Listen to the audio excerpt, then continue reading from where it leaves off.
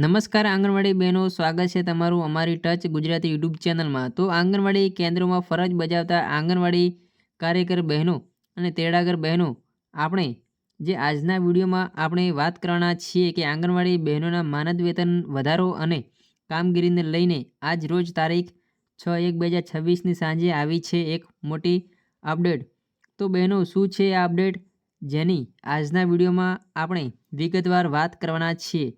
તો આજનો વિડીયો અંત સુધી નિહાળી લેજો અને હજી સુધી આપણી આ ચેનલ સબસ્ક્રાઈબ નથી કરી હોય તો આવી જ માહિતીઓ મેળવવા માટે આપણી ટચ ગુજરાતી યુટ્યુબ ચેનલને સબસ્ક્રાઈબ પણ કરી લેજો। બહેનો, તો જોઈએ આજનો વિડીયો। તો ઝાલોદ એટલે કે દાહોદ જિલ્લાનો ઝાલોદ તાલુકો। તો ઝાલોદમાં આંગણવાડી તેડાગર બહેનોને જે માર્ગદર્શન આપવું છે, તો કેન્દ્રોની કામગીરી સુદૃઢ બનાવવા અને જે સીડીપીઓ દ્વારા વિસ્તૃત સમજ જે છે તે આપવામાં આવી છે। તો ખાસ કરીને જે આંગણવાડી તેડાગર બહેનો છે તેને પોતાની કામગીરી સુદૃઢ બનાવવા માટે જે સીડીપીઓ એટલે કે પ્રોગ્રામ ઓફિસર દ્વારા વિસ્તૃત જે છે તે સમજ આપવામાં આવી છે। તો આ વાત છે દાહોદ જિલ્લાના દાહોદ જિલ્લાના ઝાલોદ તાલુકાની। તો ઝાલોદ ઘટક 1માં જે આંગણવાડી તેડાગર બહેનો માટે જે વિશેષ માર્ગદર્શન અને તાલીમ કાર્યક્રમ છે તે યોજવાનો હતો। વિસ્તૃત વાત કરીએ તો જિલ્લા વિકાસ અધિકારી અને જિલ્લા પ્રોગ્રામ ઓફિસરની સીધા માર્ગદર્શન હેઠળ ઘટક 1ના સીડીપીઓ દ્વારા આંગણવાડી કેન્દ્રોની જે કામગીરીને વધુ સુદૃઢ બનાવવા બાબતે વિસ્તૃત સમજ આપવામાં આવી હતી। તો ખાસ કરીને જે ઝાલોદ તાલુકાનું જે કેન્દ્ર છે તેમાં ઘટક 1માં જિલ્લા વિકાસ અધિકારી તેમજ જિલ્લા પ્રોગ્રામ ઓફિસરના જે સીધા માર્ગદર્શન હેઠળ ઘટક 1માં સીડીપીઓ દ્વારા આંગણવાડી કેન્દ્રોની કામગીરીને વધુ સુદૃઢ બનાવવા બાબતે વિસ્તૃત સમજ જે છે તે આપવામાં આવી હતી। તો આ બેઠક દરમિયાન સીડીપીઓ શ્રીઓએ તેડાગર બહેનોને આંગણવાડી કેન્દ્રો સમયસર ખોલવા અને કેન્દ્રની અંદર તેમજ બહાર વ્યવસ્થિત સ્થિતિ જે સાફ સફાઈ રાખવા કડક સૂચના છે તે અપાઈ હતી। તો બાળકોની જે વ્યક્તિગત